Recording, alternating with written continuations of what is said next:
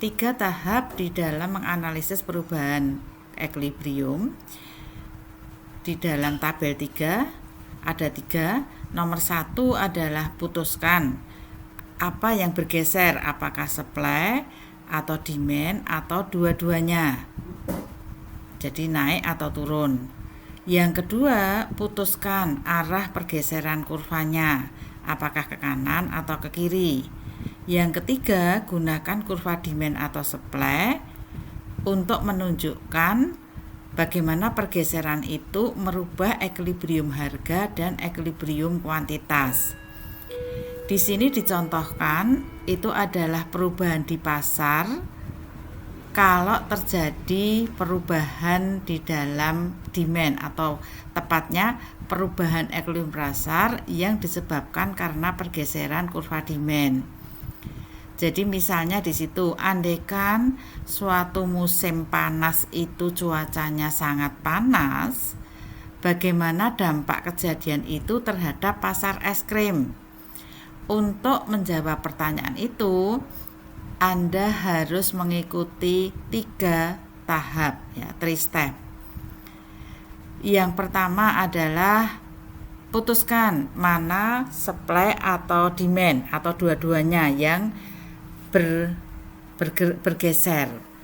Jadi di sini kalau musim itu sangat panas sehingga membuat demand terhadap es krim itu meningkat, sehingga nanti demandnya bergeser ke kanan.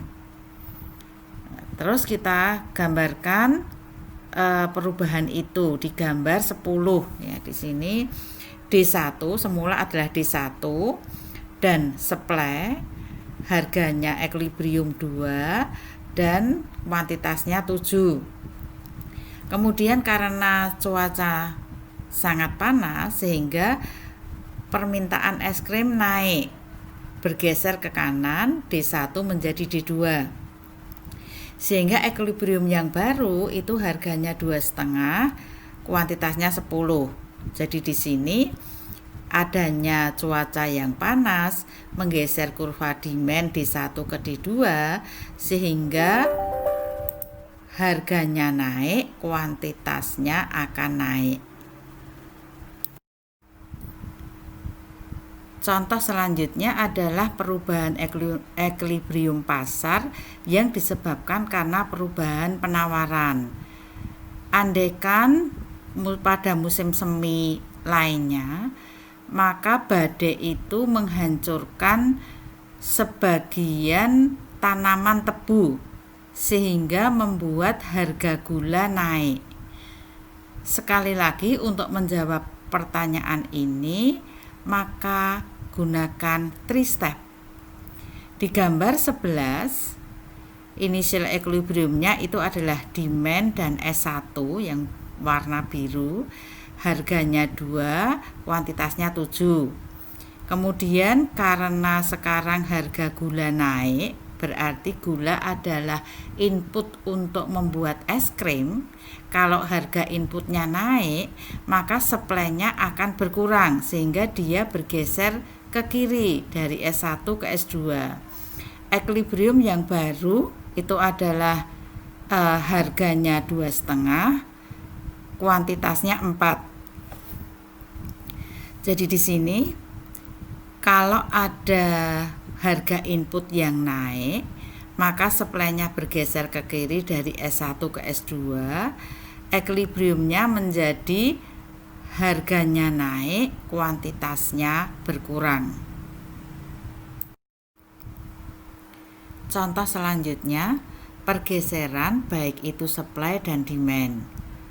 Jadi sekarang seandainya gelombang panas dan badai itu terjadi pada musim yang sama. Jadi untuk menjawab itu, ingat selalu gunakan 3 step.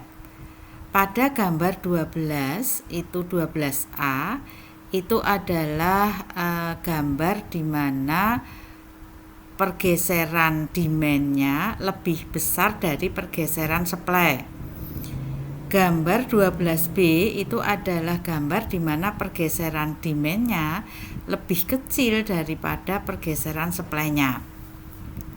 Kita mulai di gambar A. Jadi kondisi yang pertama adalah D1 dan S1 itu equilibrium di P1 dan Q1. Kemudian karena gelombang panas sehingga menyebabkan permintaan es krim cone naik banyak. D1 bergeser menjadi D2, pergeserannya banyak. Kemudian karena pada saat yang sama terjadi badai yang menghancurkan tanaman tebu, harga gula naik sehingga supply-nya es krim cone berkurang dari S1 ke S2.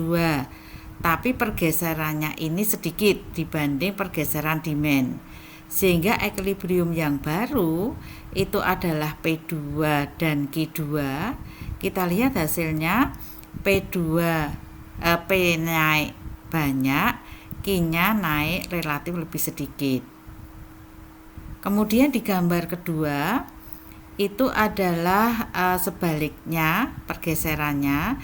Jadi D1 S1 equilibrium semula P1 Q1. Kemudian gelombang panas menyebabkan pergeseran kurva demand es krim cone menjadi D2, pergeserannya sedikit. Kemudian gelombang yang badai, pada badai itu menggeser kurva S1 menjadi S2 yang banyak. Ya, badai itu adalah menghancurkan tanaman tebu yang kemudian meningkatkan harga gula, sementara gula adalah bahan baku dari es krim cone, ya, sehingga manakala harga gulanya naik, supply-nya berkurang dan di sini berkurangnya banyak. Equilibrium yang baru, yang new equilibrium itu adalah P2 dan Q2. Hasilnya P naik banyak, kemudian kuantitasnya berkurang. Tabel 4 itu adalah meringkas apa yang terjadi pada equilibrium harga dan kuantitas manakala ada perubahan supply, perubahan demand, atau tidak ada perubahan supply maupun demand. Jadi kolom pertama itu adalah kalau tidak ada perubahan supply. Kolom yang kedua kalau ada kenaikan supply, kolom yang ketiga kalau ada penurunan supply. Terus barisnya juga ada 3 baris. Baris yang pertama kalau tidak ada perubahan demand, baris yang kedua kalau ada peningkatan demand, baris yang ketiga kalau ada penurunan demand. Yang pertama misalnya kita bahas kolom 1 baris 1. Tidak ada perubahan supply maupun tidak ada perubahan demand, maka harganya tetap, Q-nya tetap. Terus misalnya kalau kita ke kolom 1 baris 2, artinya kolom 1 tidak ada perubahan supply, baris kedua terjadi peningkatan demand, maka harganya naik, P up, Q up. Jadi harga naik, Q naik, dan seterusnya. Cara membaca tabel itu seperti itu. Kemudian misalnya kalau kita bahas yang baris kedua kolom ketiga. Jadi kolom ketiga itu ada penurunan supply, baris kedua ada peningkatan demand. Maka hasilnya harga akan naik, P up, Q-nya ambigu. Ambigu itu artinya tidak bisa disimpulkan apakah naik, apakah turun. Itu sama seperti yang dibahas di gambar 12 pada slide sebelumnya. Jadi satu sisi kadang dengan adanya perubahan penurunan supply dan peningkatan demand, harganya naik tetapi Q-nya naik, atau mungkin harganya naik, Q-nya berkurang. Jadi tergantung pergeseran demand dan supply, sejauh mana pergeseran keduanya, jadi mana yang lebih besar. Jadi nanti dilihat lagi di gambar 12. Jadi contoh ambigu itu seperti itu. Jadi misalnya Anda bisa mencoba melatih baris yang ketiga, kolom yang ketiga. Kalau terjadi peningkatan demand, kemudian penurunan supply, P-nya ambigu. Artinya bisa naik, bisa turun, tergantung seberapa besar pergeseran demand dan supply. Jadi dibandingkan seberapa besar pergeseran demand dibanding pergeseran supply. Q-nya turun. Jadi ini Anda bisa melatih sendiri ya, sama dengan contohnya sama dengan di gambar 12 tadi. Jadi itu tinggal arahnya saja yang berbeda, arah pergeseran. Konsep-konsep kunci di chapter 4. Jadi apa itu pasar, pasar kompetitif, quantity demanded, law of demand, dan seterusnya. Anda ulang lagi ya, artinya selesai Anda belajar di chapter ini, maka Anda harus bisa mengetahui, memahami, dan syukur hafal tentang konsep-konsep ini. Karena konsep ini akan selalu terbawa nanti manakala kita membahas chapter-chapter selanjutnya.